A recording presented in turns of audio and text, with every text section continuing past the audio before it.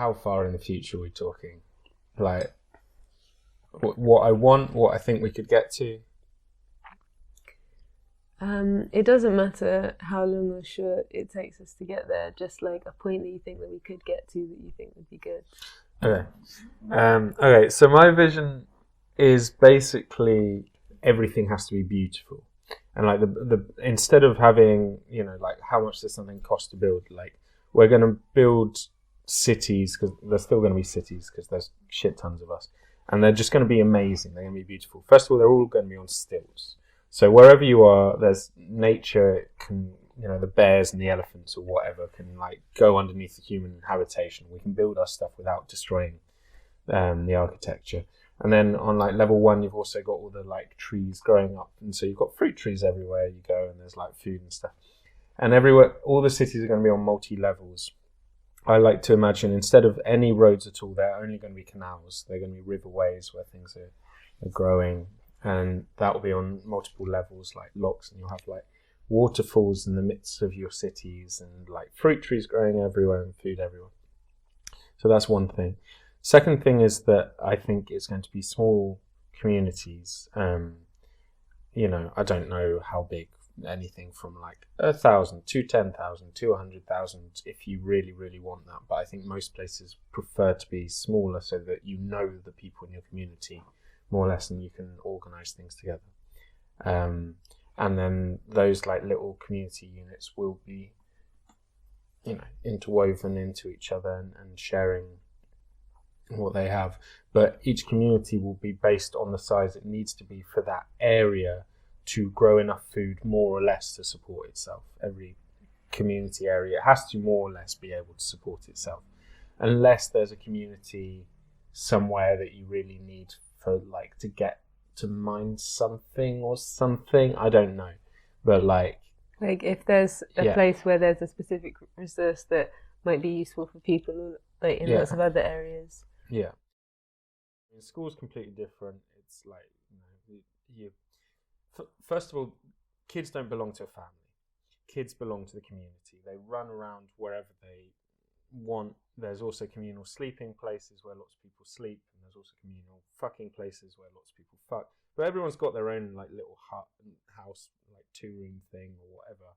Everyone's got their privacy as well. But most people spend most of their time in the communal place, eating the communal place, sleep in the communal place if they want to, and so on.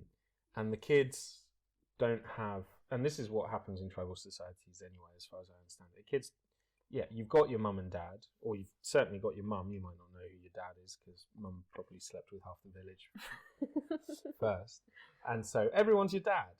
And you run around as a kid going where you want to go. You go and visit the blacksmith, you go and visit the workshop, you go and visit the chef's thing, and you sit and you do a bit of learning every day, or you're listening to it on your thing as you're running around with your friends or whatever. So the point being, the kids have lots of archetypes of parenting, and if your parents happen to be drunk and abusive and whatever else, then you're going to go and hang out with your aunts and uncles and the million other adults that you've got around. And it's everyone's responsibility to look after all the kids. There's no such thing as being a single mum. There's a woman who's raising children and the whole community is helping her, right? Like, it's not. And presumably there will be multiple people raising children in a community, so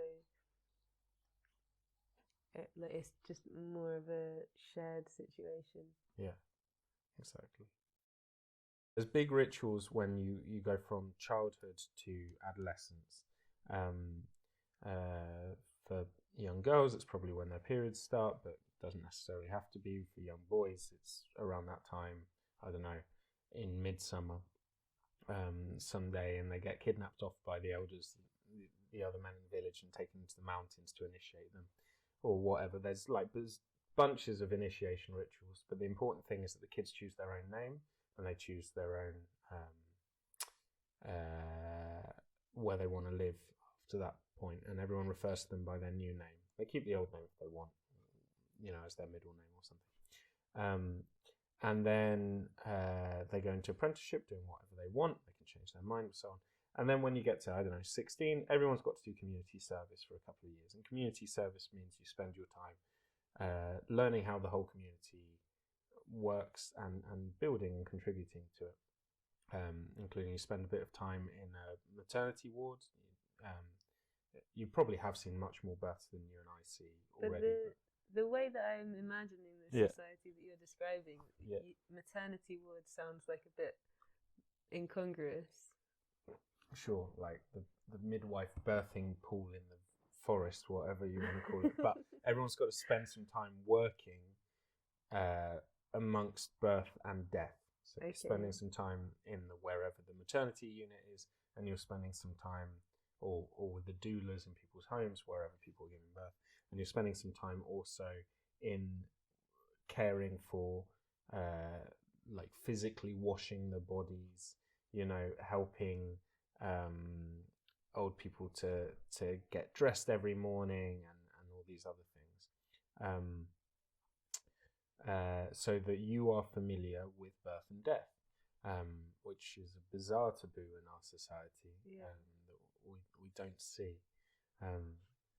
You see like men handed their infant child for the first time, and you realise that they've barely ever held a baby in their life, and they're now a father. Good luck to you, And when people have their first experience of someone close to them dying, it's like this thing that completely turns your world upside down because you haven't been exposed to that enough to have integrated the fact already that like that's where we're going, Yeah, exactly.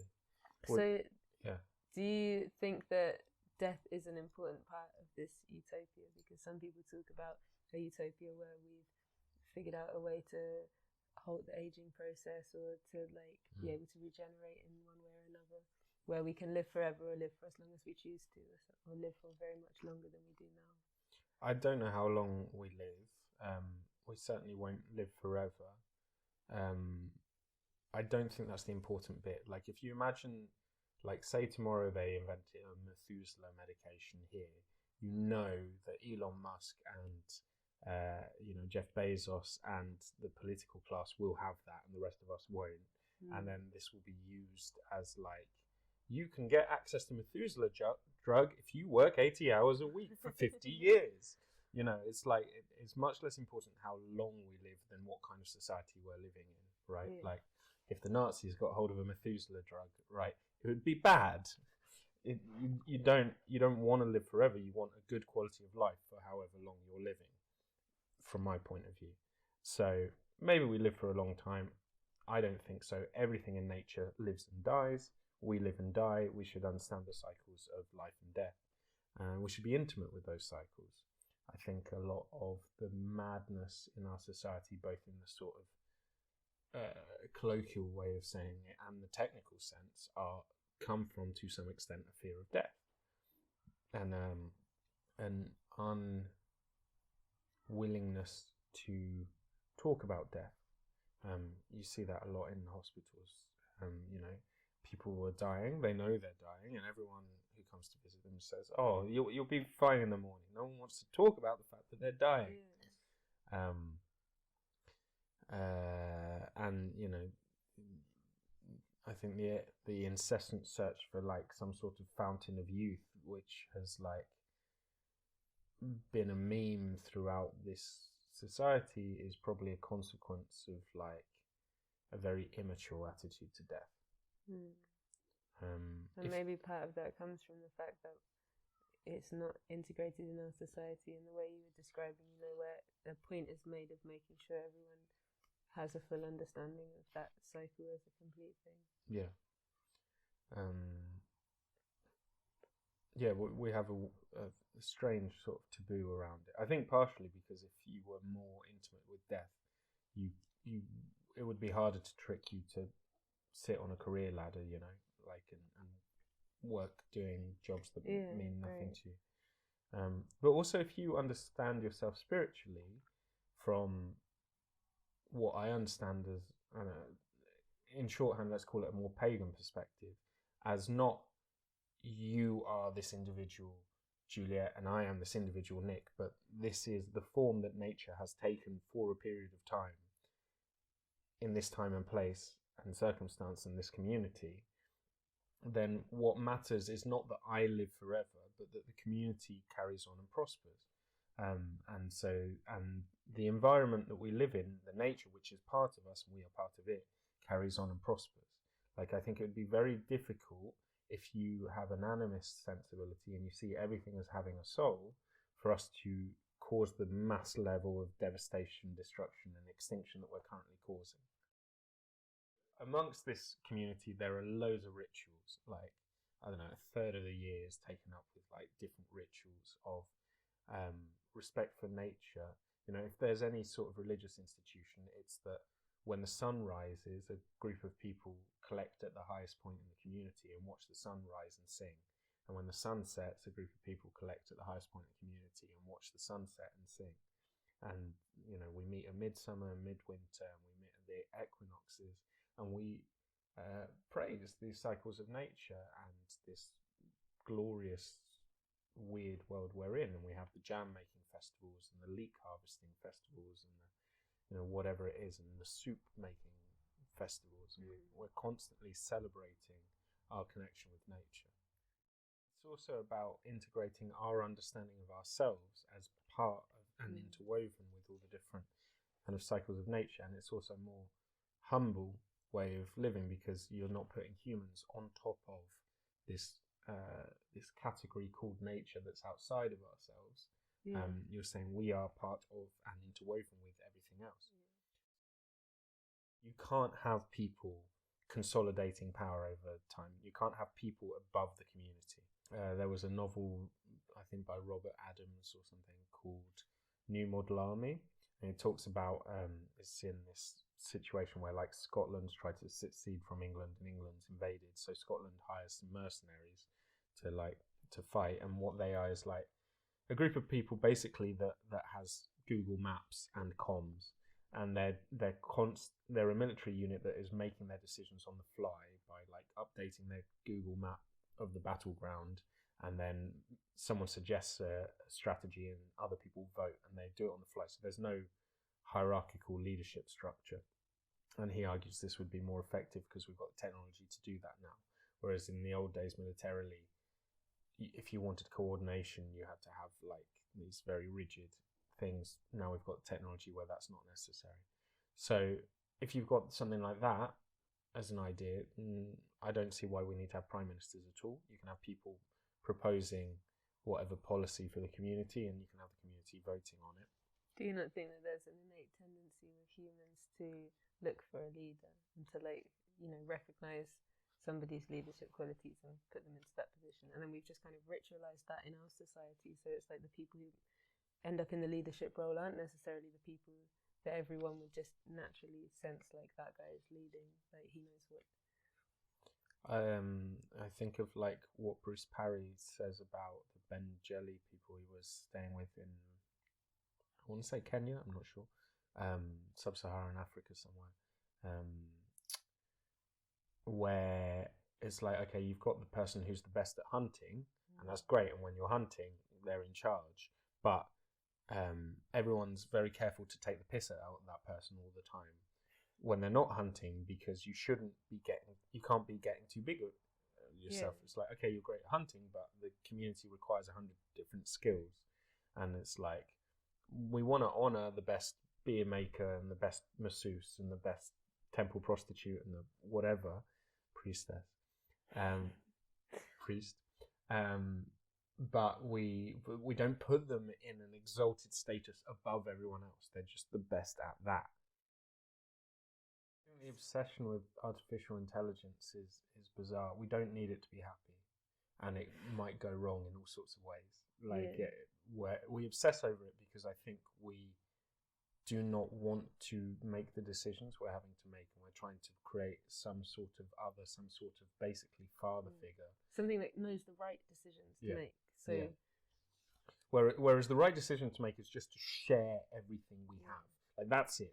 You don't need to go further in politics than that idea. We have loads of stuff. We can share it. We have this whole earth. We can share it. We don't have to create more and more bizarre, arcane, labyrinthine technology in order to be happy. we don't need that at all. We need community, time to play, music, ritual, food. You know, we need access to the goods of everyday life, the capacity to travel. I'd love, we can have railways, we can have like magnetic railways or solar panelled cars and stuff like that. I'm not saying that I don't want those technologies, they're great. Everyone should have a fridge or access to a fridge. Everyone should have access to a washing machine. Everyone today should have access to a phone and access to the internet, the like global knowledge commons. But we can make this technology in a way that is accessible to everyone. But lots of these things, I worry, are like reliant on things that it's very hard to imagine how you could have a world where like no one is suffering some kind of terrible injustice in order for you to have like what? access to that. Lots of different things. Like obvious ones is like with phones, you know, that it requires mining of these scarce resources in places that are very water and in horrible conditions and this sort of thing. I can kind of imagine how you'd be able to get around that. But then there's some things, like, this sounds kind of silly, but just the first thing that comes to my mind when you said that trains would be good. Yeah, trains would be good. But I always feel really bad for the wildlife that lives near to that train line because it's so terrifying. Like the noise of a train going past, that's like, if you were just like a little bunny rabbit or something, wouldn't you just drop dead when you heard that from terror? Yeah, I mean, but we can, you know, we can. Yeah, we could build like a soundproof tunnel that it's in, but then like think like how like to pull off that kind of like large scale infrastructural. We can do what we like. We've got millions of hands. You know, we can. Yeah. But then what? Like, how do you get everybody to feel like? Yeah, we want to all as a community come together to build this thing to protect the bunny rabbits from being scared. Like, what if people are like, no, fuck that, I've got other shit to do. Well, then you don't do it, and then you don't build the trains as well. Okay. You know, it's like, but there's always this sort of like, how do you get people to? I don't know. How do you get people to do anything? You talk to them. Right now, our main method of getting people to do things is coerce them through threat of violence and starvation. Yeah. And also educate them in a system that discourages them from looking at things in any way other than this one particular way. Oh, yeah. And like bombard them from day one with various types of signals in the physical and psychological environment that tells them like, this is what you should be doing, this is what you shouldn't be doing, this is what you should think, this is what you shouldn't think. And it's not like, you know, there's obviously an element of randomness to it, but there's also an element of a lot of people like capitalizing in a certain way from wanting to make sure that everyone grows up thinking that they should be drinking Coca-Cola or whatever it may be. Yeah. Like, there's absolutely no advertising. It's just a mind virus. It's like propaganda mind virus using advanced, like the cutting edge of psychological techniques to manipulate your emotions against you, to desire things you don't want and do things that are not in your interest. It's like absolutely disgusting, like propaganda mind control shit. I don't understand why we allow it. So there's none of that, and there's also not the high fructose corn syrup industry in our food. So, and most of your food, not all of your food, but most of your food is local. The other thing is that everyone in my society, everyone is allowed to travel infinitely. I mean, there's no money anyway, and there's no necessity to work in order to have a house and food. You just have to contribute to the community in some way, at least as much that the community isn't so pissed off with you that they kick you out, basically. And so there wouldn't be the moving around of food that there is today. First of all, because you would eat more or less locally, and also with the technology that we've got today in a low energy way in greenhouses and other things, you can grow loads of stuff from all over the world anyway, with hydroponics and aeroponics and permaculture and all these other things. You can grow all sorts of stuff nowadays that you couldn't in the past. So that's one thing. The other thing is, if you really fancy avocados, you're going to go to Peru. The avocados aren't going to come to you, right? Like, and everyone can do that because it's like once a year or once every other year or once every 3 years, you're mandated to go on fucking holiday because if you're working all the time, there's something wrong with you, right? And also the community. See, like, how well, I was going to say to see how other people live, but in this world, does everyone live like how we're describing? No, every community is doing it for themselves. No one's telling anyone, and it wouldn't make any sense because every community has to respond to their ecology, right? Like, it has to be integrated into their ecology. So that's going to change the culture. But on our global community, you have certain norms, which is everyone has access to housing, everyone has access to food, everyone has access to education, a washing machine, a fridge, and a blah. And everyone has, and there's no borders. So everyone, if you don't like your community, you're just going to go somewhere else, and you don't prevent people from leaving your community. That's a strict taboo to prevent people from going where they want to go. And in my mind, every 2 or 3 years, you have to go on holiday for like minimum 6 months, and you go other places, see how other places are living, bring that back, fall in love with other people, and eat other foods. Food they don't have where you come from. Huh? Eat strange food they don't have where you come from. Yeah, exactly. And you take your community's products as gifts when you go with you, and you act as ambassador for your community to other places. This might sound like a naive statement. There are fewer medical problems in this culture because people are not working themselves to death and people are not alienated. So the moment you start noticing, oh, I'm doing, whatever I thought I was doing before is causing me this backache or this cough or this, you're going to sit with your community and say, hey, by the way, I'm finding that I'm getting this health problem from living the life I want to live. That's going to spark a discussion, and including, the doctor and the herbalist and the massage therapist and the energy blah and the shaman and the witch and the whoever who are going to be part of that community, and they're all going to have their perspective on why you're getting this, and you're going to hear all those perspectives along with the community who's going to discuss. Maybe we don't want to have the asbestos mill down the road anymore, and we don't need asbestos, and we don't value that if it's going to affect our health, like whatever. So I think there's going to be fewer health problems, number one. Number two, there are healing practices in all societies, and they evolve in their ecology, and that's what's going to happen with that. And if your community can't solve your health problem, you're going to go somewhere else looking for solutions to your health problem. I think that's the short of it. You don't need a medical industrial complex in the sense that we've got today. I'm sure there will be somewhere someone harvesting willow bark and turning it into aspirin. Maybe, I don't know. But this same principle applies. So like, if it's something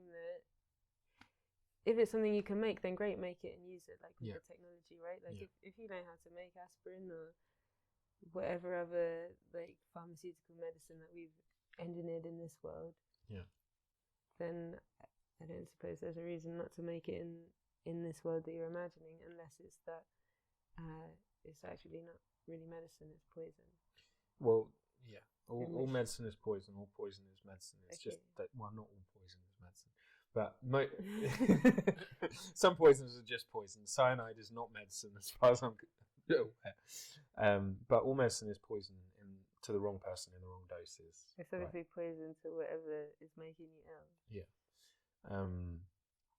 It depends what your perspective on health is, but basically I think the role of the doctor is to be a priest and a poisoner. A priest in the sense of giving you a story that explains why this affliction has come from the heavens to you, and a poisoner in the sense of giving you a little bit of something to kill that which ails you. And a good doctor will make himself not have a job very soon after. What do you mean? Well, because everyone will be healthy. Well, because everyone will be healthy, but also the idea of wanting to help people will be seen in the same sort of sense as someone who wants to be tied up and choked and spanked, right? Like it's a kink wanting to help people, and it's a bit bizarre. And it's okay if you do it between consenting adults for a short period of time, but if you make it your whole life, that's a bit weird. Like you shouldn't. Also, I don't know if you would agree, but I often think that so much stuff that doctors do and other people with these very specialized jobs, why don't we just all know how to do that? Like when my dog broke his leg, why didn't I know how to operate on his leg? Yeah. They could have taught me that, right? I've been here for 30 years, but Yeah. no one taught me how to fix a dog's leg or Yeah, a human's or- leg, yeah. or like to treat, you know, a whole variety of conditions which I'm likely to at some point have, or someone that I know has. Yeah. Why is that not just common knowledge? In my version of schooling, you know, your classes are one big chunk is how does this society work? One big chunk is what is the human body? How does it work, and how do you heal it? Anatomy and physiology and so on.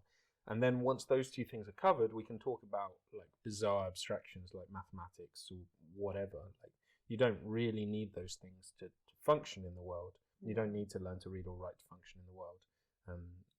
Certainly not today when we've got like visual technologies. You know, like it's cool. It's a cool technology. It's a cool technique. It's cool magic. But it's not more important than knowing about the human body and health and what you can eat and what you can't. And there's a technical reason to do that as well, which is if I've done 1,000 appendix operations, I'm much better at appendix operations, right? And you can't have everyone having a go at appendix operations. So you do want some degree of specialization and elitism when you come to these things. But there are some things which probably, you know, there are plenty of things that I can do to quite a high level of skill that it's not something that I do every day. I've done a million times. It's just that it's not hard to do that thing very well. Yeah. In order to do an appendix operation, you need to be able to diagnose appendicitis, which anyone could learn to do. You need to be able to know that your basic facts of hygiene, which everyone should be able to do, clean an area, sterilize instruments, and anyone could do that. You need to be able to cut into the abdomen and then know the anatomy structure, which everyone could be able to do, and then be able to find the appendix, cut the appendix off, wash out the thing, tie it off. You could teach, maybe not everyone to do this, but you could make sure that 1 in 10 of the population knows how to do this. And then if things go wrong, then you go to specialists. When you get to more specialist surgery, and same with giving birth, like everyone should know how to midwife to some extent. Like that's not beyond the capacity of teaching everyone.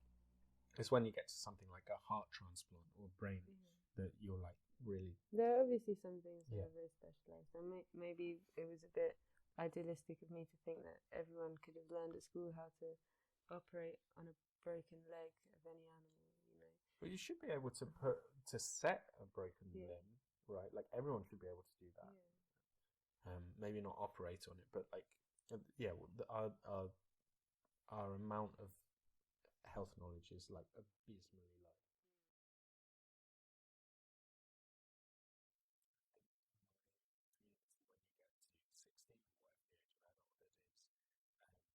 You go, you do your service, whatever,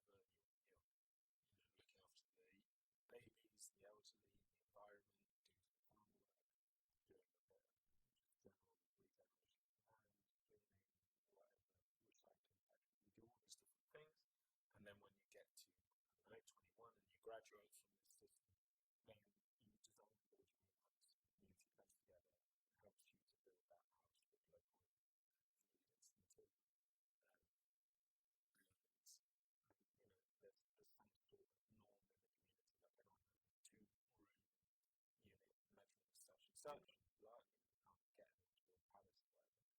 But you do this, people design it, they make it themselves, they know all bits of the house work, right? Like you have to have basic knowledge of electricity and plumbing and people with the wall slip. So everyone knows how the house is. When something is broken, they know how to fix it.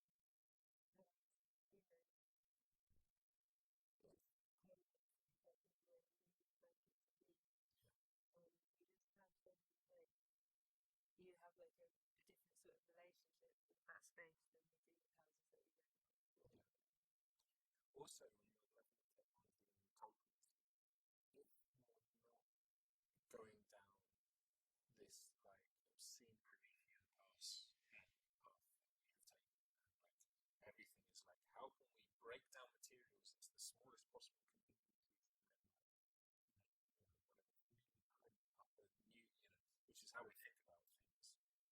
Absolutely.